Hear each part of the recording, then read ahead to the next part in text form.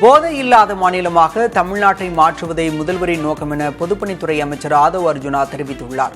கள்ளக்குறிச்சி மாவட்டம் கல்வராயன்மலை ஊராட்சி ஒன்றிய அலுவலகத்தில் அமைச்சர் தலைமையில் பொதுப்பணி, நெடுஞ்சாலை மற்றும் விளையாட்டு மேம்பாட்டுத்துறை சார்பில் நடைபெற்ற ஆய்வுக் கூட்டத்தில் அவர் பங்கேற்றார். இதில் பேசிய அவர் மதுபோதை பழக்கத்தை தடுக்க உரிய நடவடிக்கை எடுக்கப்படும் என உறுதியளித்தார். கள்ளச்சாராயத்தை மாண்பு முதலமைச்சர் முற்றுமா ஒழிக்கிறதுக்கு இங்க ஸ்பெஷல் எஸ்பியை போட்டு அதுக்கான சிறப்பு படை போட்டிருக்காரு. அதுக்கப்புறம் எஸ்பி மேடம்க்கு கண்டிப்பா அது கிளீன் பண்ணுவாங்க. ஆனா அதோட சேர்ந்து ஒரு சோசியல் அவேர்னஸ் உருவாகணும். அதுக்கு விளையாட்டு தான் முக்கியமான ஒரு ஊக்கமாக இருக்கும். திருவண்ணாமலை, விழுப்புரம், கடலூர், கள்ளக்குறிச்சி மதுவினால் அதிகமாகவும் போதையினால் அதிகமாகவும் குறிப்பா இப்போ ட்ரக்ஸ் கல்ச்சர் அதிகமாகவும் இப்ப அதிகமாக இருந்துட்டு இருக்கு. சென்னை திருவொற்றியூரில் மாற்றுக் கட்சியினர் தாவேகாவில் இணையும் விழா நடைபெற்றது. அதிமுக நிர்வாகி PTC ராஜேந்திரன் தலைமையில் 500க்கும் மேற்பட்டோர் தாவேகாவில் இணைந்தனர். விழாவில் திருவொற்றியூர் MLA செந்தில்குமார் நலத்திட்ட உதவிகளை வழங்கினார். அப்போது பொதுமக்கள் முண்டியடித்துக் கொண்டு சென்றதால் மூதாட்டி ஒருவர் தடுமாறி விழுந்தார். இதனால் அங்கு சிறிது நேரம் பரபரப்பு ஏற்பட்டது.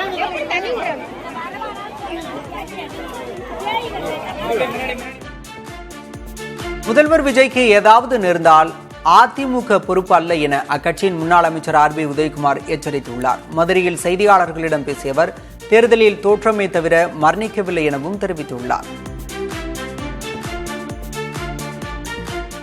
நாங்க தேர்தல் களத்துல தோத்துத்தான் போயிட்டோமே தவிர செத்து போகல. தம்பிகளா புரிஞ்சுக்கங்க, வாழ்க்கையில நாங்க எத்தனையோ இழந்திருக்கிறோம். உங்களையும் பார்ப்போம், எத்தனை விஜய் வந்தாலும் நாங்க பார்ப்போம். மாயாஜாலத்திலே மந்திரத்திலே மாங்காய் பறிப்பதை போல உங்களுக்கு ஆட்சி அதிகாரம் கிடைத்திருக்கிற காரணத்தினாலே இன்றைக்கு உங்களை தேடி ஓடி வருகிறவர்களை வைத்துக் கொண்டு உங்களுக்கு என்ன நடக்குமோ எங்களுக்கு தெரியாது. உங்களுக்கு ஏதாவது ஒன்று ஆச்சுன்னா அதுக்கு அதிமுகவும் நாங்களும் பொறுப்பல்ல. பாஜகவிலிருந்து சென்றவர்கள் சுயநலவாதிகள் என அக்கட்சியின் மூத்த தலைவர் தமிழிசை சவுந்தரராஜன் சாடியுள்ளார். மதுரையில் செய்தியாளர்களிடம் பேசிய அவர் வேறு முகங்களை காண்பித்து பாஜகவுக்கு மாற்று சக்தி தேட வேண்டிய நிலைமை தங்களுக்கு இல்லை எனவும் குறிப்பிட்டுள்ளார். ஒன்றே ஒன்று சொல்றேன், ஏதோ இளைஞர்கள் அங்க போயிட்டாங்கன்னா எந்த இளைஞரும் போகல. சுயநலவாதிகள் வேண்டுமென்றால் சென்றிருப்பார்கள். பொதுநலவாதிகள் யாரும் எங்கிட்ட இருந்து போகல. காங்கிரஸ்ல வேணா ஒவ்வொரு முகமா இருக்கலாம். ஜோதிமணிக்கு ஒரு முகம், மாணிக் தாக்கூருக்கு ஒரு முகம், இப்படி முகத்தை காண்பித்து நீங்க திமுக முதுகுல குத்துனீங்க. நாங்க அப்படி இல்ல. எங்களோட ஒரே முகம் தாமரை முகம், பாஜகவோட முகம். வேறு முகங்களை காண்பித்து பாஜகவிற்கு மாற்று சக்தி தேட வேண்டிய நிலைமை எங்களுக்கு இல்லை. இதில் நான் மிக மிக மிக உறுதியாக தெளிவுபடுத்துகிறேன். இங்க இருந்து போனவருக்கு பாரதிய ஜனதா கட்சியின் எந்த விதத்திலும் வாழ்த்தும் கிடையாது, ஆதரவும் கிடையாது. சென்னை மாநகராட்சியில் மேயர் பிரியா, துணை மேயர் மகேஷ்குமார் உட்பட 75 விழுக்காடு கவுன்சிலர்கள் தங்களது சொத்து விவரங்களை இன்னும் சட்டப்படி தாக்கல் செய்யவில்லை என்று RTI மூலம் தகவல் தெரியவந்துள்ளது. சென்னையில் மொத்தம் உள்ள 200 கவுன்சிலர்களில் வெறும் 43 பேர் மட்டுமே தங்களின் சொத்து மற்றும் கடன் விவரங்களை சமர்ப்பித்திருப்பதாக தகவல் வெளியாகியுள்ளது. பதவியேற்ற 90 நாட்களுக்குள் இந்த விவரங்களை அளிக்க வேண்டும் என்ற விதி உள்ள நிலையில் பதவிக்காலம் முடிய இன்னும் 8 மாதங்களே இருக்கும் சூழலில் மேயர் பிரியா, துணை மேயர் மகேஷ்குமார் உள்ளிட்ட 150க்கும் மேற்பட்ட பிரதிநிதிகள் சொத்து விவரங்களை அறிவிக்கவில்லை என்பது RTI மூலம் தெரியவந்துள்ளது. பொதுமக்கள் இணைய வழியாக ஆவணப்பதிவு செய்யும் நடைமுறை விரைவில் கட்டாயமாக்கப்பட உள்ளதாக தெரிவிக்கப்பட்டுள்ளது. திமுக ஆட்சியில் ஸ்டார் 3.0 திட்டத்தின் கீழ் இந்த முறை ஏற்கனவே அறிமுகப்படுத்தப்பட்ட நிலையில் தற்போது இது கட்டாயமாக்கப்பட உள்ளது. இது தொடர்பாக தமிழக அரசு வெளியிட்டுள்ள அரசாணையில் இந்த நடைமுறை மூலம் பொதுமக்கள் சார் பதிவாளர் அலுவலகங்களுக்கு நேரில் செல்லாமல் இணையதளம் வாயிலாக தங்கள் ஆவணங்களை பதிவு செய்து கொள்ள முடியும் என தெரிவிக்கப்பட்டுள்ளது. ஆவணப்பதிவுக்கு சார் பதிவாளர் ஒப்புதல் அளித்ததும் அந்த ஆவணம் சம்பந்தப்பட்ட நபரின் வாட்ஸ்அப் எண்ணுக்கு அனுப்பி வைக்கப்படும் என தெரிவிக்கப்பட்டுள்ளது. இதற்கான வழிகாட்டு நெறிமுறைகள் தற்போது வெளியிடப்பட்டுள்ளன. திருவள்ளூர் மாவட்டம் பெரியபாளையம் அடுத்த ஆரணியில் இரவு நேரத்தில் 1 மணி நேரத்திற்கு மேல் நீடித்த மின்வெட்டை கண்டித்து பொதுமக்கள் மறியலில் ஈடுபட்டனர். வெயில் காலத்தில் இரவு நேரங்களில் தொடர்ந்து மின்வெட்டு ஏற்படுவதாகவும் இதனால் குழந்தைகள் முதியவர்கள் பெரிதும் பாதிக்கப்படுவதாகவும் அவர்கள் குற்றம் சாட்டினர். மின்பழுது சரி செய்யப்பட்டு மீண்டும் மின்சாரம் வந்ததை அடுத்து பொதுமக்கள் அங்கிருந்து கலைந்து சென்றனர்.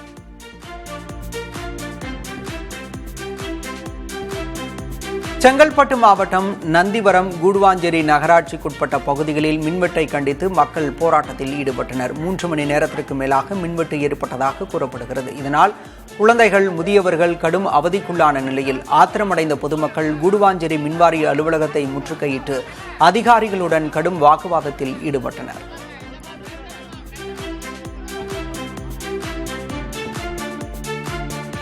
திருவாரூர் சுற்றுவட்டார பகுதிகளில் மின்வெட்டு மற்றும் குறைந்த மின்னழுத்தம் காரணமாக தண்ணீர் பாய்ச்ச முடியாமல் சுமார் 20,000 ஏக்கர் பருத்தி பயிர்கள் காய்ந்து கருகி வருவதாக விவசாயிகள் வேதனை தெரிவித்துள்ளனர்.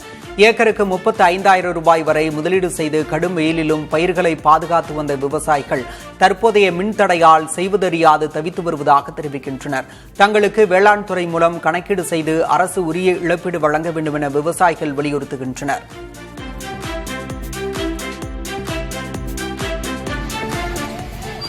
சென்னை பெரம்பூர் தொகுதிக்குட்பட்ட சத்தியமூர்த்தி நகர் பகுதியில் மின்வெட்டை கண்டித்து மக்கள் மறியலில் ஈடுபட்டனர். வியாசர்பாடி, கொடுங்கையூர் உள்ளிட்ட பகுதிகளில் மின்சாரம் அடிக்கடி துண்டிக்கப்படுவதாக மக்கள் குற்றம் சாட்டினர்.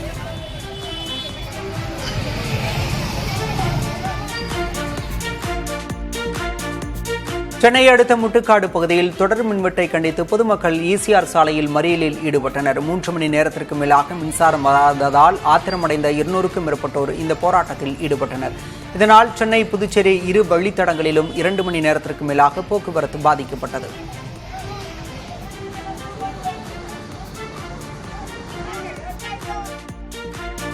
இரவு நேரங்களில் ஆங்காங்கே மின்தடை ஏற்படுவது உண்மைதான் என அதனை நாங்கள் மறைக்கவோ மறுக்கவோ இல்லை என்று மின்வாரிய தலைவர் ராதாகிருஷ்ணன் தெரிவித்துள்ளார். திருவண்ணாமலை அண்ணாமலையார் கோயிலில் ராதாகிருஷ்ணன் தனது குடும்பத்துடன் சாமி தரிசனம் செய்தார். தொடர்ந்து செய்தியாளர்களிடம் பேசிய அவர் இரவில் மின்தடை ஏற்படுவது பகிர்மானத்தால் ஏற்படும் பிரச்சனை என்று தெரிவித்தார். ஆங்காங்கே சில இரவு நேரங்களில் பவர் கட் ஆகுது. அதெல்லாம் மறைக்கவோ மறுக்கவோ நாங்கள் செய்யலை. குறிப்பாக பர்டிகுலர்லி இரவு நேரங்களில் அந்த நேரத்தில் ஃபியூஸ் ஆஃப் போன்ற ஒரு 7-8 காரணங்கள் இருக்குது. அது எல்லாமே நம்ம சொல்கிறோம் இல்லையா, டிஸ்ட்ரிபியூஷன் சொல்லுவோம். டிஸ்ட்ரிபியூஷன் பகிர்மானம் அப்படிங்கிற இருக்கக்கூடிய காரணங்கள். இதுக்கும் ஜென்ரேஷனுக்கும் எந்த ஒரு சம்பந்தமும் இல்லை. கன்னியாகுமரி மாவட்டத்தில் ஆறுகாணி, பேச்சிப்பாறை, கோதையாறு உள்ளிட்ட மலையோர பகுதிகளில் கனமழை தொடர்கிறது. கனமழையால் கடந்த 10 நாட்களுக்கு மேலாக ரப்பர் மரங்களில் பால்வடிக்கும் பணிகள் பாதிக்கப்பட்டுள்ளன. தொழிலாளர்களுக்கு கடும் வருவாய் இழப்பை சந்தித்து வருகின்றனர். இதற்கிடையே மழை காரணமாக பேச்சிப்பாறை, பெருஞ்சாணி உள்ளிட்ட மாவட்டத்தின் முக்கிய அணைகளுக்கு நீர்வரத்து அதிகரிக்க வாய்ப்பு உள்ளதாக கூறப்படுகிறது.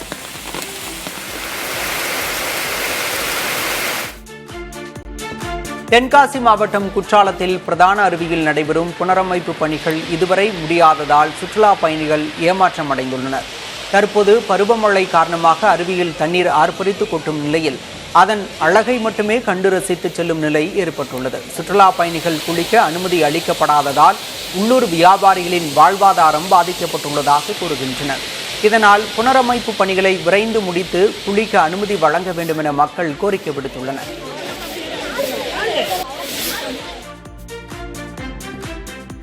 வைகை அணைக்கு நீர்வரத்து வினாடிக்கு 24 கன அடியிலிருந்து 255 கன அடியாக அதிகரித்துள்ளது. இதன் காரணமாக அணையின் நீர்மட்டம் ஒரே நாளில் 1 அடி உயர்ந்து 22.54 அடியை எட்டியுள்ளது. அணையிலிருந்து குடிநீருக்காக 55 கன அடி நீர் வெளியேற்றப்பட்ட நிலையில் பருவமழையால் நீர்மட்டம் உயரத் தொடங்கியுள்ளதால் 5 மாவட்ட பாசன விவசாயிகள் மகிழ்ச்சி அடைந்துள்ளனர்.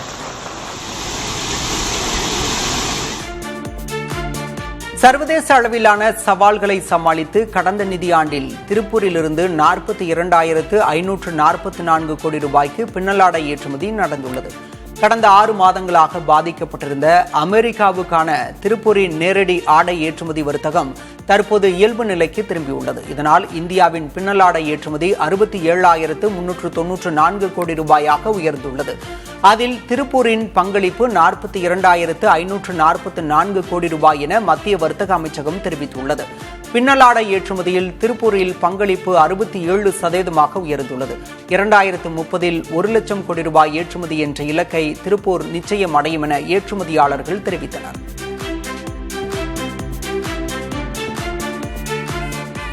மத்திய அரசின் அம்ரித் பாரத் திட்டத்தின் கீழ் புதுப்பொலிவு பெற்றுள்ள பழனி ரயில் நிலையத்தின் ட்ரோன் காட்சிகள் இணையத்தில் வெளியாகியுள்ளன. பயணிகளின் வசதிக்காக நவீன பயணிகள் மேடைகள், நடைபாதைகள் மற்றும் உள்கட்டமைப்பு வசதிகள் மேம்படுத்தப்பட்டுள்ளன. திறப்பு விழாவிற்கு முழுமையாக தயாராகியுள்ள பழனி ரயில் நிலையத்தின் வீடியோவை தென்னக ரயில்வே வெளியிட்டுள்ளது.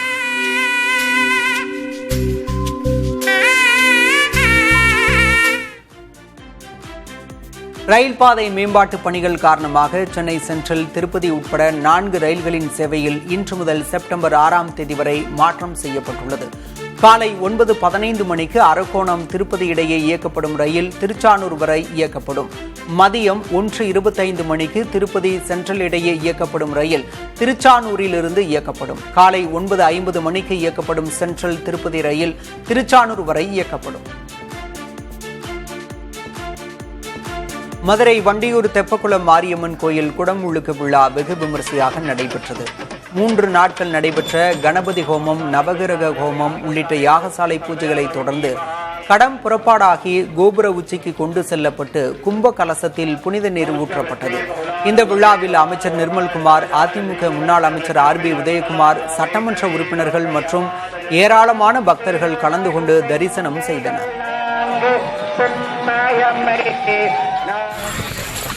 ராமேஸ்வரம் ராமநாத சுவாமி கோயிலில் திரைப்பட பின்னணி பாடகி சின்மயி தனது குடும்பத்துடன் தரிசனம் செய்தார். ராமநாத சுவாமி சன்னதி முன்பு நின்றபடி சிவன் பாடல் பாடி மனமுருகி பிரார்த்தனை செய்தார். இதனிடையே வார விடுமுறையை ஒட்டி ராமேஸ்வரம் கோயிலில் சாமி தரிசனம் செய்ய பக்தர்கள் குவிந்தனர். பழனி முருகன் கோயிலில் ஆயிரக்கணக்கான பக்தர்கள் குவிந்தனர். கூட்ட நெரிசலை தவிர்க்க குடமுழுக்கு நினைவரங்கம் மற்றும் படிப்பாதைகளில் ஒரு வழி பாதை மாற்றம் செய்யப்பட்டுள்ளது.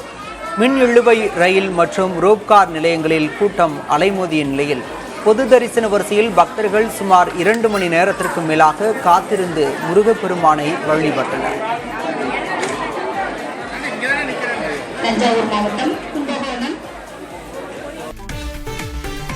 கோவை தொண்டாமுத்தூர் அருகே உள்ள அண்ணாநகர் ஆதி திராவிடர் குடியிருப்பிற்கு சாதி பாகுபாடு காரணமாக பேருந்து சேவை மறுக்கப்பட்டதாக கூறப்பட்ட நிலையில் தற்போது அங்கு அரசு பேருந்து இயக்கப்பட்டதால் மக்கள் மகிழ்ச்சியடைந்துள்ளனர். கடந்த மே 30ஆம் தேதி கோவை வந்த சமூக நீதித்துறை அமைச்சர் வன்னியரசிடம் மக்கள் அளித்த மனுவை அடுத்து மாவட்ட நிர்வாகம் மற்றும் போக்குவரத்து கழகம் இணைந்து அண்ணாநகர் வரை பேருந்து சேவையை நீட்டித்து நடவடிக்கை எடுக்கப்பட்டுள்ளது.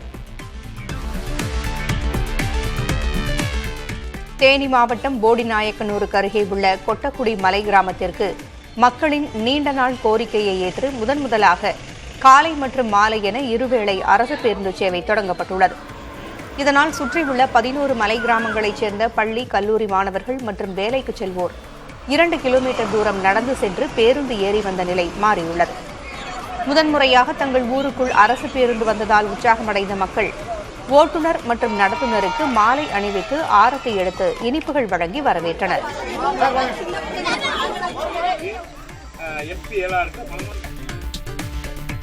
உலக சைக்கிள் தினத்தை முன்னிட்டு கடலூர் மாவட்டம் விருத்தாச்சலத்தில் உடல் ஆரோக்கியத்தை வலியுறுத்தி 7 கிலோமீட்டர் தூர சைக்கிள் பேரணி நடைபெற்றது. எரிபொருள் விலை ஏற்றம் மற்றும் புவி வெப்பமாதலை தடுக்க சிறிய தூர பயணங்களுக்கு பொதுமக்கள் வாகனங்களை விடுத்து மிதிவண்டியை பயன்படுத்த வேண்டும் என இப்பேரணியில் வலியுறுத்தப்பட்டது. விருத்தாச்சலம் அரசு ஆண்கள் மேல்நிலைப் பள்ளியில் தொடங்கிய இந்த பேரணியை கோட்டாட்சியர் விஷ்ணுபிரியா தொடங்கி வைத்தார். முக்கிய வீதிகள் வழியாக சென்ற இப்பேரணியில் ஏராளமானோர் கலந்து கொண்டு விழிப்புணர்வு ஏற்படுத்தினர்.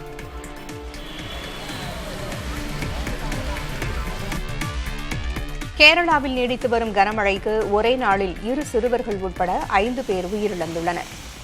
மழையின் தீவிரம் குறையாததால் இன்று 7 மாவட்டங்களுக்கு ஆரஞ்ச் எச்சரிக்கையும் இதர 7 மாவட்டங்களுக்கு மஞ்சள் எச்சரிக்கையும் விடுக்கப்பட்டுள்ளது.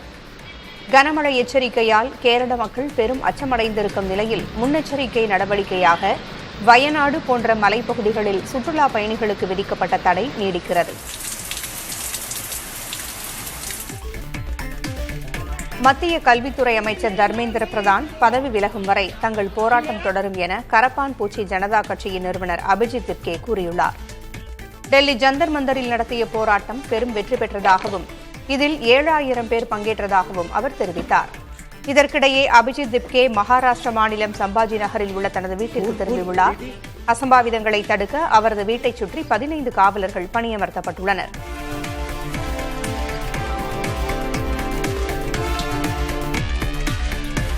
இலங்கையில் தென்மேற்கு பருவமழை தீவிரமடைந்துள்ளதால் கனமழை நீடிக்கும் என அந்நாட்டு வானிலை ஆய்வு மையம் தெரிவித்துள்ளது. இதனால் கண்டி, நுவரெலியா, காலி, மாத்தளை ஆகிய மாவட்டங்களில் 100 மில்லிமீட்டருக்கும் அதிகமாக மழை பொழிவு இருக்கும் என்று கணிக்கப்பட்டுள்ளது. இடியுடன் கூடிய கனமழை மற்றும் காற்றின் வேகத்தால் பாதிப்புகள் ஏற்படும் என்பதால் மக்கள் எச்சரிக்கையுடன் இருக்கும்படி அறிவுறுத்தப்பட்டுள்ளது.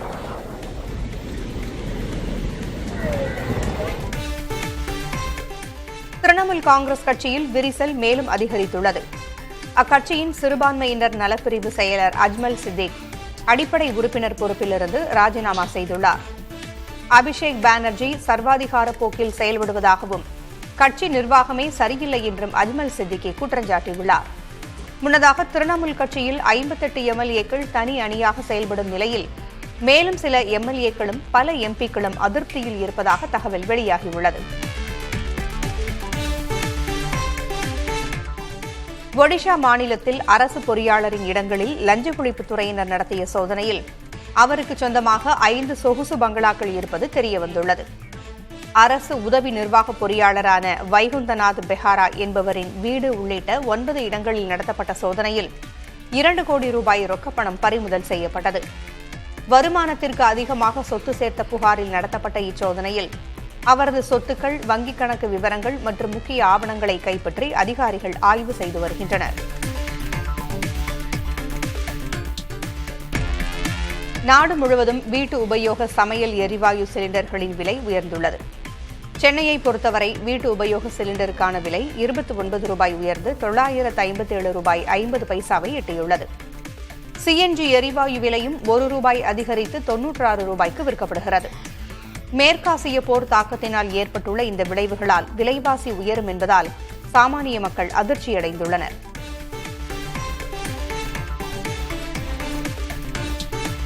சமையல் எரிவாயு சிலிண்டர் விலை உயர்வை காங்கிரஸ் கட்சி கடுமையாக கண்டித்துள்ளது. விலைவாசி உயர்வு மனிதர் மோடி மீண்டும் ஒருமுறை தன் வேலையை காட்டிவிட்டார் என்று காங்கிரஸ் கட்சியின் எக்ஸ் சமூக தளத்தில் பதிவிடப்பட்டுள்ளது. சிலிண்டர் விலை 29 ரூபாய் அதிகரிக்கப்பட்டிருப்பது சாமானியர்களை வெகுவாக பாதிக்கும் என்று காங்கிரஸ் கட்சி கூறியுள்ளது. மோடியின் நோக்கம் மிகவும் தெளிவானது என்றும் மக்களிடமிருந்து பணத்தை பறித்து தனது பணக்கார நண்பர்களின் கஜானாவை நிரப்புவதுதான் அந்த நோக்கம் என்றும் காங்கிரஸ் கட்சி கூறியுள்ளது.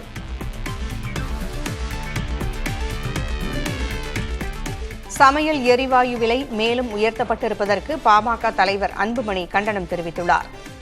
இது தொடர்பாக சமூக வலைதளத்தில் பதிவிட்டிருக்கும் அவர், கடந்த 3 மாதங்களில் மட்டும் வீட்டு பயன்பாட்டிற்கான சமையல் எரிவாயு சிலிண்டர் விலை 89 ரூபாய் உயர்ந்திருப்பதாகவும் மக்கள் வருமானம் உயராத சூழலில் சிலிண்டர் விலை உயர்வை 5 மாநில சட்டமன்ற தேர்தலுக்கு பின் தேசிய அரசியல் சூழல் மாறியுள்ள நிலையில் இந்தியா கூட்டணி கட்சிகளின் முக்கியமான கூட்டம் டெல்லியில் நடைபெறுகிறது. எதிர்க்கட்சிகளின் ஒற்றுமையை வலுப்படுத்துவது, பாஜக அரசிற்கு எதிரான செயல் திட்டங்களை வகுப்பது உள்ளிட்டவை இதில் விவாதிக்கப்படும் என தெரிகிறது. இக்கூட்டத்தில் காங்கிரஸ் தலைவர் மல்லிகார்ஜுன் கார்கே, மக்களவை எதிர்க்கட்சித் தலைவர் ராகுல் காந்தி, சமாஜ்வாதி கட்சித் தலைவர் அகிலேஷ் யாதவ், மேற்கு வங்க முன்னாள் முதல்வர் மம்தா பானர்ஜி, உத்தவ் சிவசேனா பிரிவு தலைவர் உத்தவ் தாக்கரே, இடதுசாரிகள் சார்பில் ஜான் பிரிட்டாஸ் உள்ளிட்டோர் பங்கேற்பார்கள் என தெரிகிறது. இந்த கூட்டத்தில் பங்கேற்கப் போவதில்லை என்று திமுக ஏற்கனவே அறிவித்துவிட்டது. ஆம் ஆத்மி கட்சியும் பங்கேற்காது என தெரிகிறது.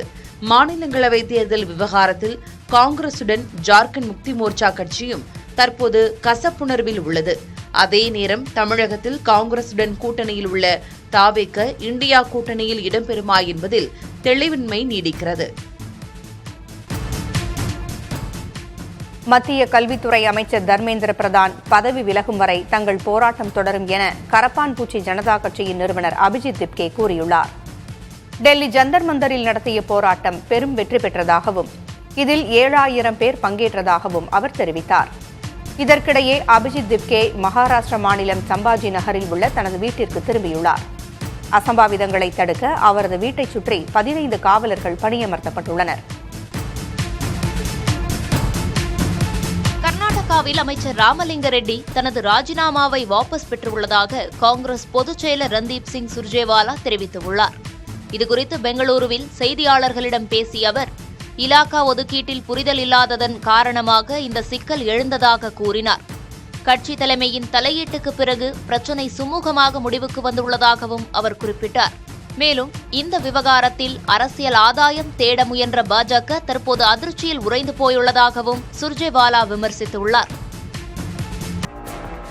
அமெரிக்க அதிபர் டொனால்டு டிரம்பின் செயற்கை நுண்ணறிவு கொள்கை ஆலோசகரும் சென்னையில் பிறந்த தமிழருமான ஸ்ரீராம் கிருஷ்ணன் தனது பதவியிலிருந்து விலகுவதாக அறிவித்துள்ளார். வெள்ளை மாளிகையின் மூத்த கொள்கை ஆலோசகராக இருந்த 42 வயதான ஸ்ரீராம் கிருஷ்ணன் இந்த மாத இறுதியுடன் தனது பதவிக்காலம் நிறைவடைந்ததாக தனது எக்ஸ் தளத்தில் தெரிவித்திருக்கிறார். ட்ரம்ப் நிர்வாகத்தின் AI செயல் திட்டத்தின் முக்கிய வடிவமைப்பாளரான இவர் அமெரிக்காவின் AI தொழில்நுட்ப வளர்ச்சியில் முக்கிய பங்காற்றினார் என்பது குறிப்பிடத்தக்கது. பசுமை ஆற்றல் உற்பத்தியில் சீனா புதிய உலகளாவிய தொழில்நுட்ப சாதனையை படைத்துள்ளது. அனல் மின் உற்பத்தி நிலையங்களில் 50 விழுக்காடு வரை பசுமை ஹைட்ரஜனை கலந்து முழுமையாக எரிக்கும் அதிநவீன தொழில்நுட்பத்தை சீனா வெற்றிகரமாக பரிசோதித்துள்ளது. இதன் மூலம் நிலக்கரி நுகர்வு மற்றும் கார்பன் உமிழ்வை பாதியாக குறைக்க முடியும் என அந்நாட்டின் CHN எனர்ஜி நிறுவனம் தெரிவித்துள்ளது. 2060க்குள் கார்பன் நடுநிலைமையை எட்ட இலக்கு வைத்துள்ள சீனாவுக்கு இந்த ஹைட்ரஜன் நிலக்கரி எரிப்பு தொழில்நுட்பம் ஒரு முக்கிய மைல்கல்லாக கருதப்படுகிறது.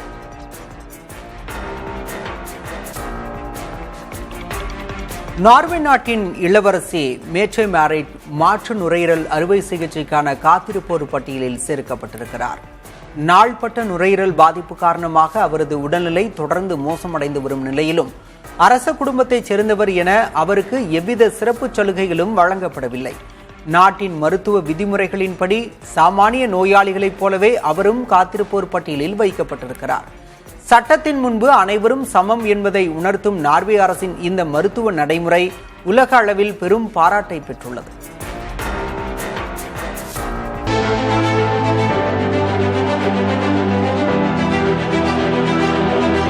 அமெரிக்க அதிபர் டிரம்பின் மருமகன் குஷ்னரின் நிறுவனம் அல்பேனியாவில் கட்ட திட்டமிட்டுள்ள சொகுசு விடுதிக்கு எதிராக பல்லாயிரக்கணக்கான மக்கள் போராட்டத்தில் ஈடுபட்டனர்.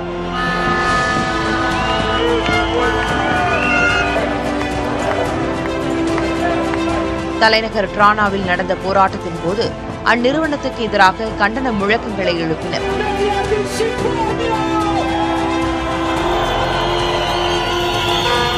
பூனாரை பறவைகள் மற்றும் கடல் ஆமைகளின் புகலிடமான பாதுகாக்கப்பட்ட ஈரநில பகுதியில் இந்த விடுதி அமைய உள்ளதால் சுற்றுச்சூழல் முற்றிலும் அழியும் என போராட்டக்காரர்கள் அச்சம் தெரிவித்துள்ளனர்.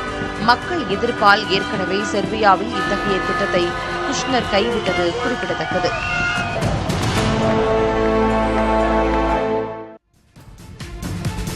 காங்கோ மற்றும் உகாண்டாவில் எபோலா வைரஸால் பாதிக்கப்பட்டோரின் எண்ணிக்கை 471 உயர்ந்துள்ளதாக உலக சுகாதார அமைப்பு தெரிவித்துள்ளது.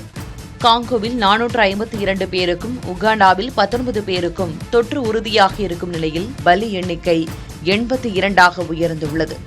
கடந்த 24 மணி நேரத்தில் மட்டும் 100 புதிய பாதிப்புகளும் 20 மரணங்களும் பதிவாகியுள்ளதாக தெரிவிக்கப்பட்டுள்ளது.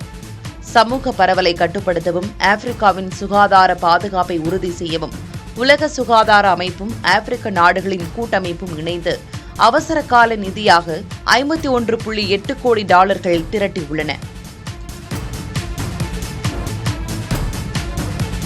அமெரிக்காவில் ட்ரம்ப் நிர்வாகம் மேற்கொண்டு வரும் நடவடிக்கைகளால் இந்த ஆண்டில் இதுவரை 1076 இந்தியர்கள் அந்நாட்டிலிருந்து நாடு கடத்தப்பட்டுள்ளனர். இதை மத்திய வெளியுறவுத்துறை அமைச்சகம் உறுதிப்படுத்தியுள்ளது. கடந்த 2025 ஆண்டில் 3567 இந்தியர்கள் திருப்பி அனுப்பப்பட்ட நிலையில் கடந்த 5 மாதங்களிலேயே 1000க்கும் மேற்பட்டோர் நாடு கடத்தப்பட்டுள்ளனர். சட்டவிரோத குடியேற்றங்களை தடுப்பது குறித்தும் சட்டப்பூர்வமாக செல்பவர்களின் நலன்களை பாதுகாப்பது குறித்தும் இரு நாடுகளும் ஆலோசித்து வருவதாக மத்திய அரசு தெரிவித்துள்ளது. இந்தியர் மீது இனவெறுப்பை தூண்டும் வகையிலான 14 சமூக ஊடக பதிவுகளை சிங்கப்பூர் அரசு முடக்கியுள்ளது. இத்தகைய பதிவுகள் சீனாவைச் சேர்ந்த இணையதளம் ஒன்றிலிருந்து திட்டமிட்டு பரப்பப்பட்டதை அந்நாட்டு உள்துறை அமைச்சகம் கண்டறிந்துள்ளது. சிங்கப்பூரை இந்தியர்கள் ஆக்கிரமித்து வருவதாகவும் அந்நாட்டின் பன்மை இனக்கொள்கை ஒரு வேஷம் என்றும் அந்த பதிவுகளில் கூறப்பட்டிருந்தது. இந்தியர்கள் இழிவான சொற்களால் அவமதிக்கப்பட்டிருந்தனர். பிரிவினையை உண்டாக்க நடக்கும் தாக்குதல்கள் ஏற்றுக்கொள்ள முடியாதவை என்று சிங்கப்பூர் அரசு கூறியுள்ளது. இந்தியா $12 பில்லியன் மதிப்பிலான தங்கத்தை வெளிநாடுகளில் விற்றுள்ளது என்று வெளியான கட்டுரையை ப்ளூம்பர்க் இதழ் திரும்ப பெற்றுள்ளது. லண்டன் பண மதிப்பில் கணக்கிடுவதற்கு பதிலாக உள்ளூர் மதிப்பில் கணக்கீடு செய்துவிட்டதாகவும் இதனால் கட்டுரையே தவறாகிவிட்டதாகவும் ப்ளூம்பர்க் விளக்கம் கொடுத்துள்ளது. அமெரிக்க டாலருக்கு நிகரான இந்திய ரூபாய் மதிப்பு சரிந்து வரும் நிலையில் அதை தடுத்து நிறுத்த ரிசர்வ் வங்கி $12 பில்லியன் தங்கத்தை வெளிநாட்டுக்கு விற்றதாக வெளியான தகவல் இந்தியாவில் பெரும் அதிர்வுகளை ஏற்படுத்தியிருந்தது. தங்கம் விற்கப்பட்டது என்று வெளியான தகவலை ரிசர்வ் வங்கி ஏற்கனவே மறுத்திருந்தது.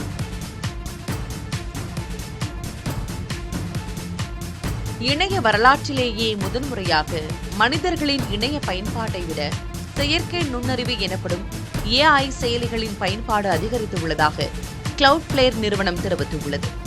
அதன் தரவுகளின்படி ஒட்டுமொத்த இணைய போக்குவரத்தில் தானியங்கி மற்றும் AI செயலிகளின் பயன்பாடு 57.4% உயர்ந்துள்ளது. அதே நேரத்தில் மனிதர்களின் இணைய பயன்பாடு 42.6% குறைந்துள்ளது. 2027ஆம் ஆண்டுக்குள் நடக்கும் என கணிக்கப்பட்ட இந்த மாற்றம் தற்போதே நிகழ்ந்திருப்பது தொழில்நுட்ப உலகில் வியப்பை ஏற்படுத்தியுள்ளது.